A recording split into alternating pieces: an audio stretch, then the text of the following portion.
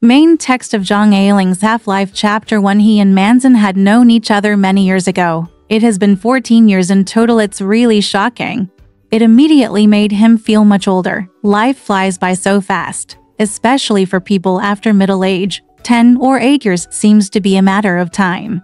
But for young people, 3 to 5 years can last a lifetime. It had only been a few years since he and Manzin had known each other, and they had broken up. But so many things had happened in the past few years, as if they had experienced all the joys and sorrows of life, old age, illness and death. Manzin once asked him when he started to like her. Of course, he replied, "When I first saw you." When I said that, I was in such an intoxicated state that I could believe anything. Of course, I absolutely believed that it was not a lie. In fact, he couldn't remember exactly when he saw her for the first time. It was Shu Hui who met her first. Shu Hui was his best classmate. They both studied engineering. Shu Hui first graduated and went to work. After he graduated, Shu Hui introduced him to the same factory for an internship.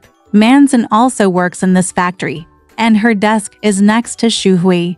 Zhen ran to Shu Hui twice, and he should have seen her, but he had no impression. It was probably because he had just left school not long ago, and was always a little reserved when seeing women and found it inconvenient to look at them too much. He worked as a trainee engineer in the factory, working with workers in the machine room all day long. Only when he became familiar with it was he transferred to another department. That life is very hard, but that experience cannot be bought with money. The salary is extremely low, but fortunately his family does not rely on him to support the family. His home is not in Shanghai. He lives at Shu Hui's house. This is his first time to celebrate the Lunar Year outside. In the past, he didn't have much favorable impressions of the Chinese New Year, because every time the Chinese New Year came, there would always be some unhappy things happening at home. The family was waiting for his father to come back to worship his ancestors and have a reunion dinner, but the small mansion deliberately detained him. My mother usually doesn't care much about these things, but New Year's Eve is an exception. She said, "A family must be like a family. For the sake of the ancestors, the master should go home on time and take charge of everything." In fact, there is still a program of ancestor worship there, because my father's concubine has been with him for many years, and she has given birth to boys and girls, so the population is more prosperous than here. My father has been staying there for many years. It was a rare occasion when he came home, and his mother was polite to him. Only during the New Year and festivals, probably because she couldn't help but feel a sense of life at this time. She often couldn't help but quarrel with him. Even at such an old age, he still cries. This is the situation every year. Zhen has seen it since he was a child. It's a good year this year.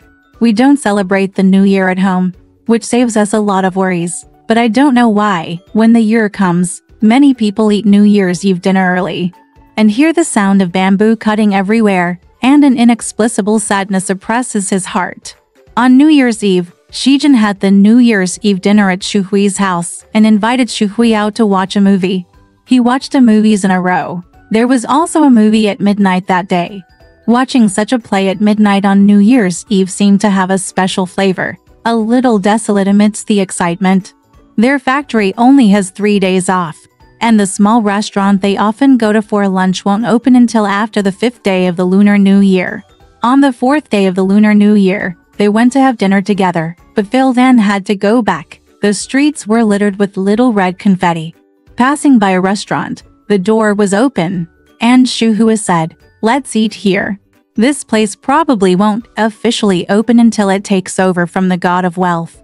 Today it's still half open, with half of the rows of doors closed, so it's dark when you walk in." During the New Year, there was not much business, but there was a girl sitting outside at a table as soon as she entered. She was wearing an old light gray sheepskin coat. There was only a pair of cups and chopsticks in front of her. The food had not been brought out yet. She seemed to be waiting. As if he was bored, he put on red velvet gloves on his hands and slowly wiped it down along his fingers until it reached his hand. He held one between his 2 fingers and just wiped it in turn. As soon as Shu Hui saw her, he exclaimed, "Miss Gu, you are here too." After saying that, He was about to sit on her table when he turned around and saw Zhen looking a little hesitant. He said, "Everyone, they're colleagues. Have you met them before? This is Zhen, and this is Gu Manzin." She has a round face, which is square within a circle, not square, just contoured. Fluffy hair draped casually on her shoulders. Zhen's judgment of a woman's appearance, body shape, and clothing was not analytical in nature. He just generally felt that she was very good. She put her hands in her coat pockets and nodded to him with a smile. At that moment, he and Shu Hui pulled away the bench and sat down. The red lacquer bench was covered with a layer of black oil. Zhen was covered in dirt from being in the machine room. Of course he didn't care. Shu Hui was wearing a straight suit. Before he sat down, I couldn't help but take a second look at the bench. At this time, the waiter also came over, holding the teacups between his fingers and placing them on the table. Shu Hui saw this and frowned again, saying, "This place is no good. It's too dirty." The waiter poured them 2 cups of tea, and each of them ordered a meal. Shu Hui suddenly remembered and said again, "Hey, bring me 2 pieces of paper to wipe your chopsticks." The waiter had already gone far away and didn't hear him. Manzin said, "Just rinse it in a teacup.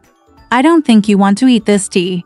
As he said that, he took the pair of chopsticks in front of him, washed them in the teacup, picked them up and shook them to dry the water, then placed them on the teacup for him, and conveniently put Zhen's pair of chopsticks as well. Taking it over, Zhen hurriedly leaned over and said with a smile, "I'll do it myself. I'll do it myself." When she finished washing, he reached out to take it and said, "Thank you." Manzin always lowered his eyelids and didn't look at anyone, just smiling. Zhen took the chopsticks and still placed them on the table. After putting it down, I suddenly had a second thought. The table was so greasy. Now that I put it down, these chopsticks were washed in vain. I seemed to be indifferent. It seemed like it was too much trouble for someone to wash my chopsticks. On the contrary, it made her feel that she was being overly attentive. When he thought about it, he quickly picked up the chopsticks again and followed her example, placing them on the teacup upright and carefully aligning the heads of the 2 chopsticks. In fact, if the chopsticks are dirty, they are already dirty. Isn't this a matter of concealment? He felt a little embarrassed for no reason, so he rummaged around in the teacup with a spoon. At this time, the waiter was serving food, and there was a bowl of clam soup. Zhen took a spoonful and drank it, then said with a smile, "Eating clams during the Chinese New Year is probably a good treat. It can be regarded as a treasure." Shu Hui said, "Clams are also ingots, taros are also ingots, dumplings and egg dumplings are all ingots. Even green fruits and tea eggs are ingots. I say that we Chinese are really obsessed with money, and everything looks like ingots with our eyes." Manzin said with a smile, "You don't know, there is a kind of cloakworm, which is a kind of caterpillar that often falls from the roof. Northerners call it jinchuanzi. I am really crazy about money," Zhen said with a smile. "Miss Gu is from the north." Manzin smiled and shook his head and said, "My mother is from the north," Zhen said. "Then you are also half northerner," Shu Hui said. "The small restaurant we often go to is a northern restaurant, just across the street. Have you been there? It's not bad." Manzin said, "I have never been there," Shu Hui said. "Let's go together tomorrow. This place is really not good. It's too dirty." From that day on, the 3 of them always ate together. When the 3 of them ate together, they had 3 dishes and 1 soup, and the food was not so monotonous. We all know each other so well that sometimes we stand on the street and eat baked potatoes as a meal. Although they were familiar with each other, their conversations were limited to Shu Hui and Manzin talking about office matters. Shu Hui's friendship with her seemed to be limited to office hours. After leaving the office, Shu Hui not only didn't look for her, he didn't even mention her name. Once, he and Zhen talked about a personnel dispute in the factory, and Zhen said, "You are lucky, at least the 2 people in your room get along." Shu Hui just said her without mind and said, "Manzin is a good person. He is very straightforward." Zhen didn't say anything further, otherwise, it would have seemed like he was interested in Manzin and would give Shu Hui a few witty words later. Another time, Shu Hui suddenly said in the chat, Manzin told me about you today.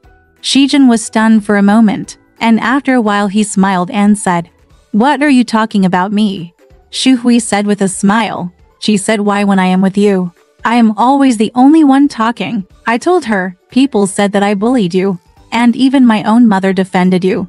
In fact, it was just a sexual relationship, and you happen to be the kind of person who sings funny jokes. Zhen smiled and said, How is he doing? Shu Hui said, Not very good, but I often hit him on the head with a fan bone. Having said this, he laughed to himself. Then he said, I know you really don't mind. This is your advantage. I'm the same as you. People can make fun of me. I'm not the kind of person who only allows him to make fun of others, but not others. Shu Hui was done talking about himself anyway. Probably a smart and beautiful person can't help but have a bit of self-love. He just kept analyzing the complex points of his own personality. Zhen sat aside, still thinking about what Manzin said about him.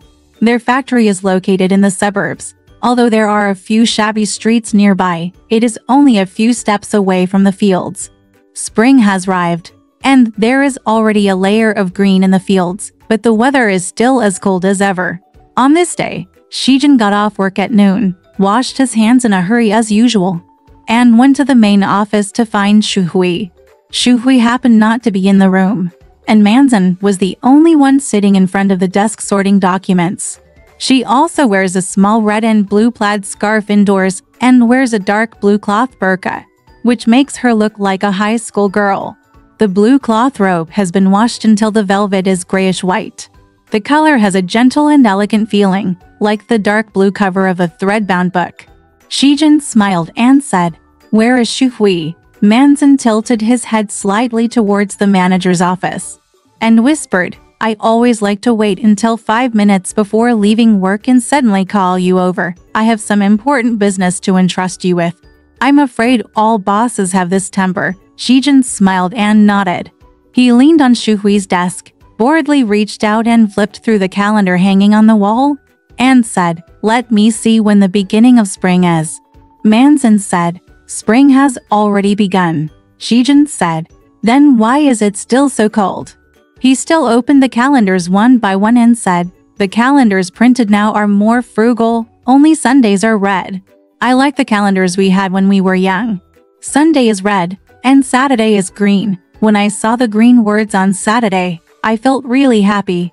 Manzin said with a smile, That's it. When I was in school, I was happier on Saturday than on Sunday.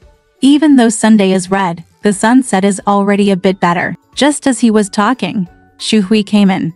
As soon as he came in, he shouted to Manzin, Didn't I tell you to leave first? Manzin smiled and said, What are you busy with? Shu Hui said, After dinner, we need to choose a place with better scenery to take to photos. I borrowed a camera here, Manzin said. On such a cold day, a red nose and red eyes don't look good.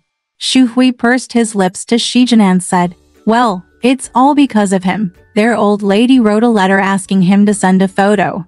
I said someone must be a matchmaker for him. Zhen blushed and said, What? I know that my mother is always mumbling that I must have lost weight. She doesn't believe me no matter what I say. She must have photos to prove it. Shu Hui looked at him and said, You are not thin. You seem a little too dirty. When the old lady saw it, she thought you were digging coal mines, and she still feels the same pain. Zhen lowered his head and looked at the workman's uniform he was wearing. Manzin laughed and said, Bring a towel to wipe it off. I have it here. Zhen said hurriedly, No need. These black stains on me are all oil from the machine and cannot be washed away by wiping them on a towel. As soon as he bent down, he picked out a ball of waste paper from the waste basket and wiped it twice on his trouser legs. Manzin said, Where can this be done? She took out a neatly folded towel from the drawer, soaked it in a cup of boiling water left by Shu Hui and handed it over. Zhen had no choice but to take it and wipe it, and there was a large piece of black on the snow-white towel. He felt really sorry. Shu Hui stood in front of the window, looked at the sky, and said, The sun is a bit unreliable today. I don't know if the photo will be successful or not. As he spoke, He took out a comb from his suit trouser pocket, combed his hair in front of the glass window, pulled his tie, and stretched his neck. Seeing his self-pitying look, Manzin couldn't help but pursed her lips and smiled. Shu Hui turned his face again and glanced slightly at his side, urging Shijin constantly, "Are you okay?" Manzin said to Shijin, "You still have a black spot on your face." "No." Here she gestured on her face and said, "There is more." She found the small mirror in her purse and handed it to him to look at. Shu Hui smiled and said, "Hey, Manzin, do you have any lipstick?" "Lend it to him." While chatting and laughing, he took the mirror from Shijin's hand and took a look at it himself. The three of them went out to eat together. To save time, one of them ordered a bowl of noodles, finished them hastily, and walked towards the suburbs. Shu Hui said that this area was full of barren fields and was too bland. Go in a little further. He remembered that there were two big willow trees, which were very interesting. But I kept walking and walking, but I couldn't get there. Seeing that Manzin seemed a little behind, Shijin said, "Are we walking too fast?" Upon hearing this, Shu Hui also slowed down, but this weather was really not the right weather for a walk. Driven by the cold, they unknowingly walked faster and faster. Everyone was panting, facing the wind, and talking intermittently. Manzin tried his best to hold down her flying hair, so he glanced at their heads and said with a smile, "Isn't it cold when your ears are exposed?" Shu Hui said, "Why isn't it cold?" Manzin said with a smile, "I often think that if I become a man, I will catch colds all day long in winter." The two willow trees have already sprouted tender golden buds. They took several photos under the tree. There is a picture of Shu Hui and Manzin standing together. Shijin took a picture for them. The light gray sheepskin coat she was wearing was blown up by the strong wind. She covered her mouth with one hand, and the red velvet gloves lined her face, making her face look very pale. The sunshine that day was always very sparse. Before the reel of film was finished, the sky changed. I walked quickly, and halfway through, it started to fall with spring snow, and then it turned into rain again. Walked by a small shop. Manzin saw many oil paper umbrellas hanging inside, and she wanted to buy one. When opened, there are colors of blue and green, and one with flowers. There was a handful with a bunch of purple grapes painted on it. She took it and looked at it, then looked at the other one without flowers, but she couldn't decide. Shu Hui said that women always do this when buying things. Shijin later smiled and said, "The one without flowers is better," and she immediately bought the one without flowers. Shu Hui said, "The price doesn't seem to be cheaper than in the district. Are you trying to rip us off?" Manzin pointed to the signboard with the tip of her umbrella and said with a smile, "Isn't it written, Tong Su Wu bullying?" Shu Hui said with a smile, "You are neither a child nor an old man, so it is not a sin to bully you." Walking to the street, Manzin suddenly smiled and said, "Hey, I lost one of my gloves." Shu Hui said, "It must have been left in that shop." I went back to the store and asked, but the person in the store said they hadn't seen it. Manzin said, "I wasn't wearing gloves when I was counting the money just now. That's because I lost them when I took the photo." Shijin said, "Let's go back and look for it." It was actually almost time to go to work at this time, and everyone was eager to go back to the factory. Manzin said, "Forget it. Forget it, because of such a glove." She said this, but she was somewhat confused. A little sad. A place like Manzin was almost trivial and stingy. But when Shijin thought about it many years later, she still felt nostalgic about a place like hers. Manzin has such a temper. When something belongs to her, she always looks better and better at it, thinking it is the best in the world. He knows, because he once belonged to her. When I returned to the factory from the suburbs that day, it rained non-stop. By the time I got off work in the afternoon, it was only 5 o'clock and it was already dark. He didn't know what kind of hazy state of mind caused him to walk towards the suburbs again in the heavy rain. It was very difficult to walk on the muddy field, and every step was slippery. There is also the small tiled house where the coffin is kept, like a dog house, lying low in the field.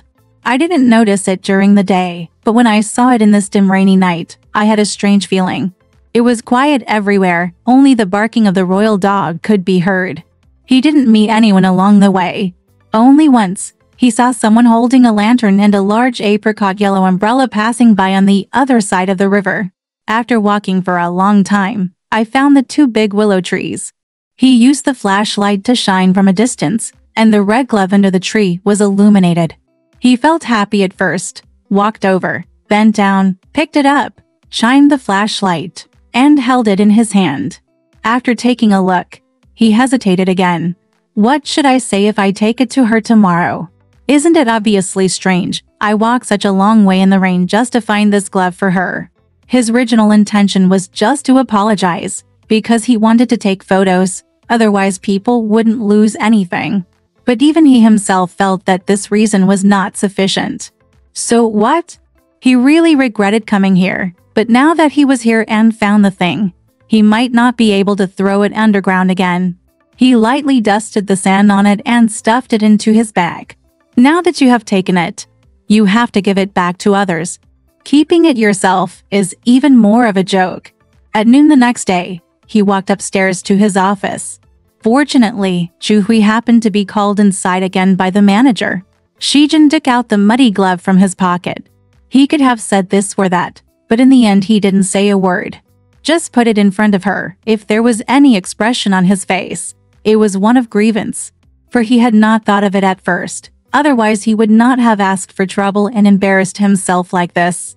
Manzin was startled for a moment, looked at the glove, and said, Hey, you went there again yesterday.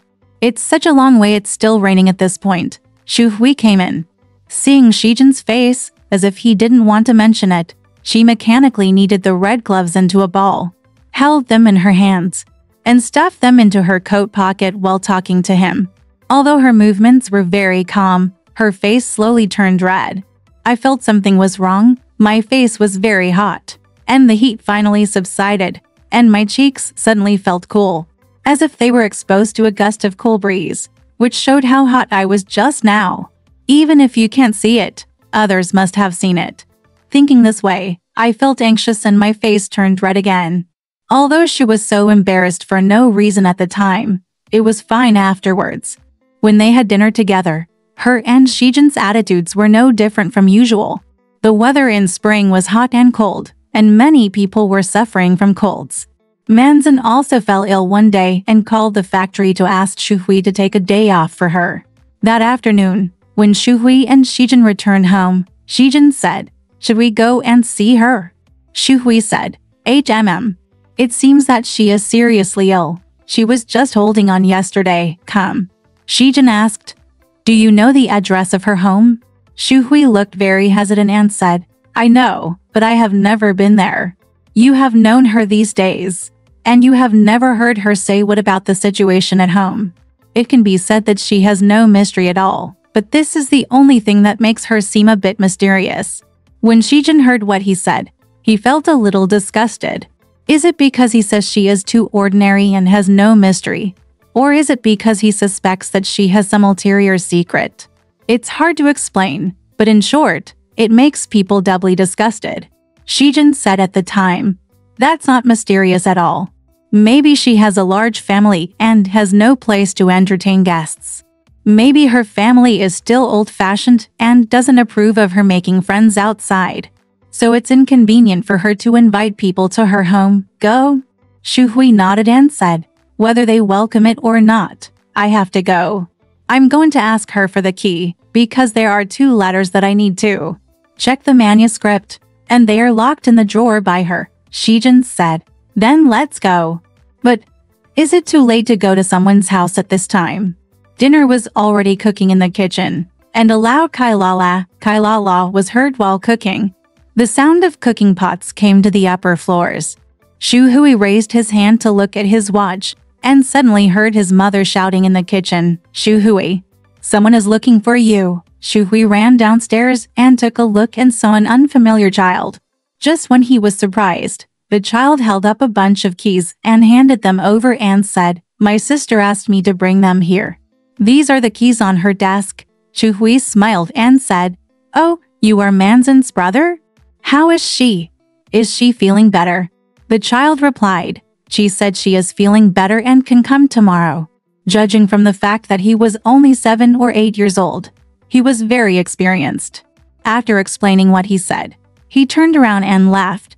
Even though Shu Hui's mother left him to eat sweets, he refused to eat them. Shu Hui put the bunch of keys in his hand and weighed them. When he looked up and saw Zhen standing at the top of the stairs, he smiled and said, "She must be afraid of us going, so she sent the keys in advance." Zhen smiled and said, "Why are you so nervous today?" Shu Hui said, "It's not that I'm nervous." The kid's demeanor just now seemed like he had been trained not to talk too much to outsiders. But not her brother. Zhen couldn't help but become a little impatient and said with a smile, "Looks a lot like her." Shu Hui said with a smile, "Then maybe he is her son?" Zhen felt that the more he talked, the more ridiculous he became. "Sorry, I'm just speechless." When Shu Hui saw that he was silent, he added, "Women who work out are always called Miss XX, regardless of whether they are married or not." Zhen smiled and said, "That's the case, but at least she is very young, and this can be seen." Shu Hui shook his head and said, "It's hard to tell a woman's age." Shu Hui usually talks about women as if he has a lot of experience. In fact, Zhen had heard his argument when he first entered college, and at that time, Zhen did know that he only had one girlfriend, who was also a classmate, named Yao Pishen. He talked about women. The so-called women are synonymous with Yao Pishen. There may be more than one Yao Pishen now, but he is still more theoretical than practical. Zhen knows his personality very well. What he said about Manzin today was just what he thought of, and there was absolutely no malice. Zhen didn't know it, but he still felt it was very jarring. In all the years of knowing him, I have never been so angry with him. That night Zhen recommended writing a letter home and avoided talking to Shu Hui. Shu Hui saw him always sitting under the desk lamp, staring at the paper, and thought he was worried because of family disputes. Alright, this part of the story ends here. Want to know what happened next? Let's listen to the breakdown next time.